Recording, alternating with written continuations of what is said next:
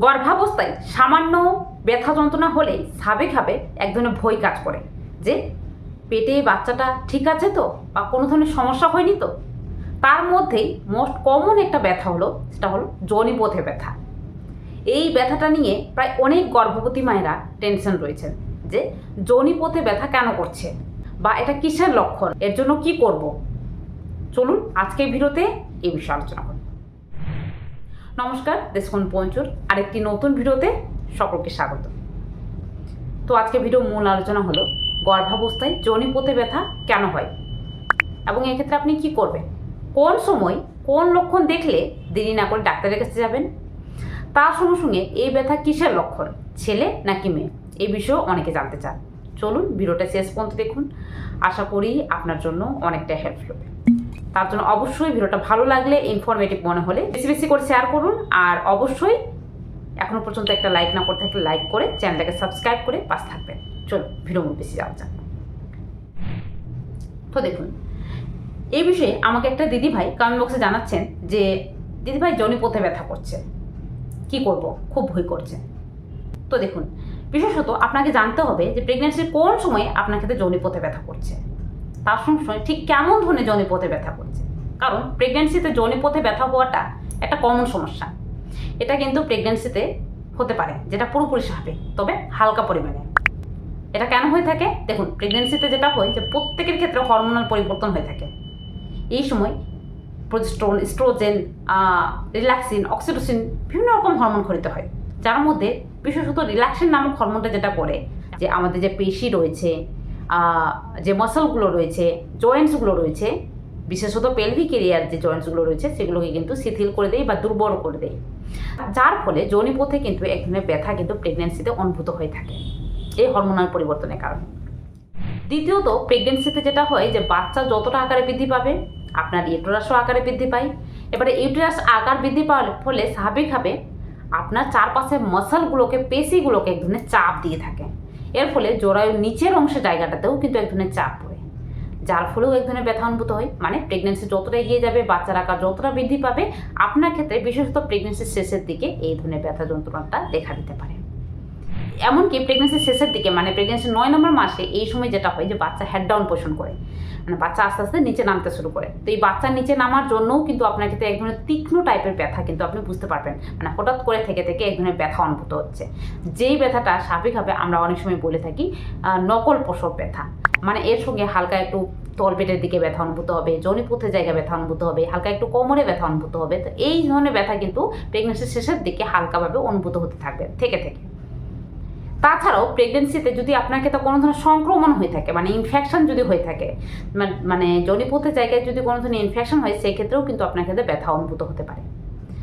এমনকি প্রেগনেন্সিতে বিশেষত কোনো গর্ভবতী মা যদি বেশিক্ষণ ধরে দাঁড়িয়ে থাকে বা ভুলভাল পজিশনে যদি ঘুমিয়ে থাকেন, তাদের ক্ষেত্রে ব্যথা যন্ত্রণাটা একটু বেশি পরিমাণে দেখা দেবে। সেক্ষেত্রে এই সময় কী করবেন আর কোন লক্ষণ দেখলে দেরি না করে ডাক্তারের কাছে যাবেন? দেখুন, প্রথমত বলে দিই, প্রেগনেন্সিতে যদি আপনার ক্ষেত্রে যোনিপথে ব্যথা হয় এবং এটা যদি হালকা পরিমাণে হয়ে থাকে, সেক্ষেত্রে টেনশন নেবেন না। এই সময় বিশেষ কিছু টিপস রয়েছে, সেটা হলো এই সময় আপনি পর্যাপ্ত পরিমাণে জল খান। এটা প্রথম টিপস। প্রেগনেন্সিতে প্রত্যেকটা গর্ভবতী মাকে আমরা বলি ঠিকঠাকভাবে জল খান। আপনার শারীরিক কার্যকলাপ ভালো থাকবে, আপনার বাচ্চা ভালো থাকবে, আপনার বিভিন্ন জায়গায় ব্যথা যন্ত্রণা কম পরিমাণে হবে, এটা মোস্ট কমন। দ্বিতীয়ত, আপনি বেশিক্ষণ ধরে একই জায়গায় দাঁড়িয়ে থাকবেন না, বিশেষত প্রেগনেন্সির শেষের দিকে 30 মিনিটের বেশি কোনো জায়গায় বেশি দাঁড়িয়ে থাকবেন না, বা একই পজিশনে বেশিক্ষণ ধরে বসে থাকবেন না। এমনকি ঘুমানোর সময় পায়ের উপর পা চড়িয়ে যদি আপনি ঘুমিয়ে থাকেন, বিশেষত প্রেগনেন্সির শেষের দিকে, তাহলে কিন্তু যোনিপথে এক বিশেষ ধরনের চাপ পড়ে, যার কারণে এই সময় আপনি পিলো ব্যবহার করুন, দু পায়ের মাঝখানে পিলো ব্যবহার করুন, যাতে আপনার যোনিপথের জায়গাটা কিছুটা হলেও রেস্ট পায়, একটা চাপ মুক্ত হয়ে থাকে। এবং এই সময় যদি আপনি পারেন যে আপনার ক্ষেত্রে দেখছেন যে যোনিপথের জায়গায় খুব বেশি চাপ অনুভূত হচ্ছে, সেক্ষেত্রে শেষের দিকে কিন্তু আপনি, মানে প্রেগনেন্সির 7 মাসের পর থেকে কিন্তু প্রেগনেন্সি বেল্ট পরতে পারেন, মানে পেটটাকে যেটা সাপোর্ট করে রাখবে। এর ফলে নিচের দিকে আপনার ক্ষেত্রে চাপটা একটু কম অনুভূত হবে। সেক্ষেত্রে প্রেগনেন্সি বেল্ট অনলাইনে পাওয়া যায়, লিঙ্ক ডেসক্রিপশন বক্সে দিয়ে দিয়েছি, নিয়ে নিতে পারেন আপনি আপনার ক্ষেত্রে যদি প্রয়োজন হয়। এমনকি প্রেগনেন্সিতে বিশেষত আপনি যদি কিছু ব্যায়াম করুন, মানে প্রেগনেন্সিতে কিছু ফ্লোরাল ব্যায়াম থাকে, পেলভিক ফ্লোরাল ব্যায়াম, যেমন বাটারফ্লাই এক্সারসাইজ, ডাক ওয়াক, এই এক্সারসাইজগুলো করলে যেটা হয় যোনিপথের জায়গাটা একটু স্ট্রেচিং হতে পারে, যার কারণে এই ধরনের ব্যথা যন্ত্রণা একটু কম পরিমাণে হয়ে থাকে। সেক্ষেত্রে এই টিপসগুলো আপনি করতে পারেন। তাছাড়াও এই সময় আপনি হালকা একটু উষুম জল দিয়ে যদি একটু স্নান করেন, তাহলে কিন্তু এই ধরনের ব্যথা যন্ত্রণা একটু কম পরিমাণে হয়ে থাকে। সেক্ষেত্রে আমরা প্রেগনেন্সিতে বলি যে প্রত্যেকটা মা যদি হালকা একটু উষুম জল দিয়ে স্নান করেন, তাহলে কিন্তু বিভিন্ন ধরনের ব্যথা যন্ত্রণা অনেকটাই উপশম হয়ে থাকে। যেমন কোমরে ব্যথা, হালকা একটু জনিপথের জায়গায় ব্যথা, পায়ে ব্যথা, এই ধরনের ব্যথা যন্ত্রণা কিন্তু অনেকটাই উপশম হয়ে থাকে।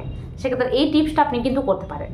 তবে যে লক্ষণটা দেখলে আপনি দেরি না করে ডাক্তারের কাছে যাবেন, মানে গর্ভাবস্থায় জনিপথে ব্যথার সঙ্গে যে লক্ষণটা দেখলে আপনি দেরি না করে একদমই বাড়িতে বসে না থেকে ডাক্তারের কাছে যাবেন। সেটা কি? সেটা হলো প্রথমত আপনার ক্ষেত্রে খুব বেশি মানে জনিপথে ব্যথা হচ্ছে, জনিপথে ব্যথাটা কোনো মতেই কোনো কিছুতেই ছুটছে না। একদমই বাড়িতে বসে অপেক্ষা করবেন না যে ঠিক হয়ে যাবে, কারণ অনেক সময় প্রেগনেন্সির প্রথম দিকে মানে প্রেগনেন্সি 1 থেকে 3 মাস, কারণ এই সময় হালকা একটু টান একটু ব্যথা অনুভূত হতে পারে, কারণ বাচ্চা পেটের মধ্যে আসে। সেক্ষেত্রে হালকা একটু টান ব্যথা কারো ক্ষেত্রে অনুভূত হতে পারে, কারো ক্ষেত্রে সেটাও অনুভূত হয় না। কিন্তু আপনার ক্ষেত্রে দেখছেন যে খুব ঘনভাবে ব্যথাটা অনুভূত হচ্ছে, সেক্ষেত্রে অবশ্যই ডাক্তারের কাছে যাবেন। দেখুন, সবসময় তো আপনাকে কেউ সাজেশন দিতে পারবে না, তবে এই টিপসটা অবশ্যই মনে রাখবেন, দেরি না করে ডাক্তারের কাছে যাবেন। তাছাড়াও জনিপথের ব্যথার সঙ্গে সঙ্গে দেখছেন যে আপনার জনিপথে কোনো ধরনের ব্লিডিং হচ্ছে, এটা মিসক্যারেজের কারণ। অনেক সময় হতে পারে মিসক্যারেজের কারণ, কিন্তু যদি আপনি প্রথম ধাপেই ডাক্তারের কাছে যান, সেক্ষেত্রে কিন্তু অনেক সময় মেডিসিন দিয়ে সেটা থামানো যেতে পারে। তো অবশ্যই এটাকে অবহেলা করবেন না।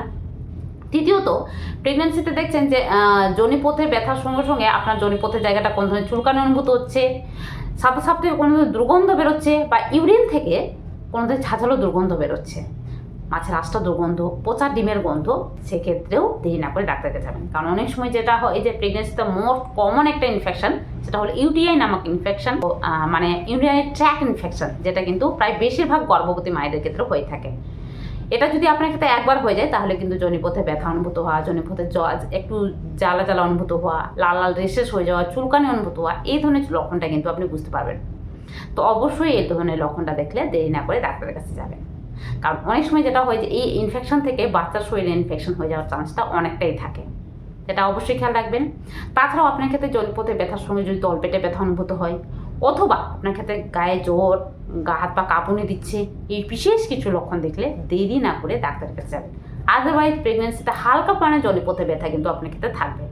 প্রেগনেন্সির প্রথম 3 মাসে জনিপথে ব্যথা কিন্তু তেমন হয় না, হালকা একটু টান একটু ব্যথা আপনি কখনো কখনো অনুভূত করতে পারেন, তবে খুব বেশি ব্যথা কিন্তু হবে না। খুব বেশি ব্যথা মানে অনেক সময় মিসক্যারেজের কারণ হতে পারে, সেক্ষেত্রে এই সময় এই বিশেষ জিনিসটা খেয়াল রাখবেন। দেখুন, গর্ভাবস্থায় যৌনপথে ব্যথাটা অনেক সময় কিন্তু অনেকের ক্ষেত্রে অনেক কিছুর উপর নির্ভর করে। যেমন কেউ যদি কোনো ভারী জিনিস তুলে থাকেন, বা কোনো ভারী জিনিস ঠেলাঠুলি করে থাকেন, বা খুব বেশি হাঁটাচলা করে থাকেন, বা সিঁড়ি দিয়ে বেশি যদি উঠানামা করে থাকেন, সেক্ষেত্রে কিন্তু এই জিনিসগুলো হতে পারে। তো এই বিশেষ জিনিসটা প্রেগনেন্সিতে খেয়াল রাখবেন। বেশি জোরে জোরে হাঁটাচলা করা, সিঁড়ি দিয়ে বেশি উঠানামা করা, এই ভুলগুলো কখনোই করবেন না, সেক্ষেত্রে কিন্তু আপনার যৌনপথে ব্যথা অনেকটাই হতে পারে। আদারওয়াইজ টেনশনে পড়বেন না। প্রেগনেন্সিতে হালকা একটু যৌনপথে টান একটু তীক্ষ্ণ টাইপের থেকে হালকা একটু ব্যথা কিন্তু অনুভূত হয়, যেটা কিন্তু নিজে নিজে ঠিক হয়ে যায় একটু হাঁটাচলা করলে, একটু ব্যায়াম করলে, একটু ঠিকঠাকভাবে জল খেলে। তবে এই সময় অনেকে জানতে চান যে গর্ভাবস্থায় যৌনপথে ব্যথাটা কিসের লক্ষণ। মানে অনেকের ক্ষেত্রে যেটা হয়, যৌনপথে হালকা একটু টান ব্যথা অনুভূত হয়, আবার অনেকের ক্ষেত্রে কোমরে ব্যথা অনুভূত হয়। সেক্ষেত্রে যৌনপথে যদি টান ব্যথা অনুভূত হয়, সেক্ষেত্রে এটা কিসের লক্ষণ, ছেলে নাকি মেয়ে? দেখুন, অনেকে বলে থাকেন যে যৌনপথে যদি ব্যথা অনুভূত হয়, তাহলে কিন্তু আপনার ক্ষেত্রে ছেলে সন্তান হতে চলেছে। আর যদি ব্যথা অনুভূত না হয়ে থাকে, যৌনপথে কোনো ধরনের চাপ অনুভূত হচ্ছে না, তাহলে কিন্তু এটা মেয়ে সন্তান হওয়ার লক্ষণ। তো আমি বলে দিই, প্রেগনেন্সিতে এই ধরনের ব্যথা যন্ত্রণা দেখে আপনার ক্ষেত্রে ছেলে হবে নাকি মেয়ে হবে, এটা কোনো মতেই জানা যায় না। এটা পুরোপুরি একটা মিথ, যেটা অনেকের ক্ষেত্রে মিলতে পারে, আবার নাও মিলতে পারে। তবে 100% কোনো সিউরিটি নেই। বিজ্ঞান মতে যেটা বলা হয়, প্রেগনেন্সিতে হরমোনাল পরিবর্তনের কারণে, জরায়ুর আকার বৃদ্ধির কারণে, এমনকি প্রেগনেন্সিতে যেটা বললাম যে পেটের আকার বৃদ্ধির কারণে, বিভিন্ন রকম কারণে কিন্তু সাপে আপনার ক্ষেত্রে যৌনপথে ব্যথা হালকা পানা হতে পারে, যেটা প্রেগনেন্সির শেষের দিকে একটু বেশি অনুভূত হয়। আর যখনই আপনার ডেলিভারির সময় যতটা কাছে আসবে, এই ব্যথাটা একটু তীক্ষ্ণভাবে অনুভূত হবে। এর মানে আপনার ডেলিভারির সময় চলে এসছে। বিশেষত জরায়ের মুখ যখন খুলতে শুরু করবে না প্রেগনেন্সির শেষের দিকে, তখন কিন্তু আপনার ক্ষেত্রে একটু বেশি মানে ব্যথা অনুভূত হবে। তো প্রেগনেন্সির শেষের দিকে হলে একদমই ভয় পাবেন না। এর মানে আপনার ডেলিভারির সময় চলে এসছে, বা জরায়ের মুখ খোলার সময় চলে এসছে, নর্মাল ডেলিভারি হতে চলেছে। সেক্ষেত্রে নিশ্চিন্ত হয়ে থাকুন, এবং এই সময় নর্মাল ডেলিভারির জন্য নিজেকে প্রস্তুত করুন। আশা করি আজকে ভিডিওর মাধ্যমে খুব সুন্দরভাবে বোঝাতে পারলাম। ভিডিওটা এই পর্যন্ত। ভিডিওটা পারলে বেশি বেশি শেয়ার করুন, যাতে প্রত্যেকটা মায়েরা এই বিষয়টা জানতে পারে। কারণ অনেকে এই ধরনের ব্যথা যন্ত্রণা নিয়ে অনেক টেনশনে থাকেন। তো অবশ্যই শেয়ার করুন, আর এখনও পর্যন্ত চ্যানেলটাকে সাবস্ক্রাইব না করে থাকলে সাবস্ক্রাইব করে পাশে থাকুন। দেখা হবে আরেকটি নতুন ভিডিওতে। আজকের জন্য টাটা। সবাই ভালো থাকবেন, সুস্থ থাকবেন, সাবধানে থাকবেন।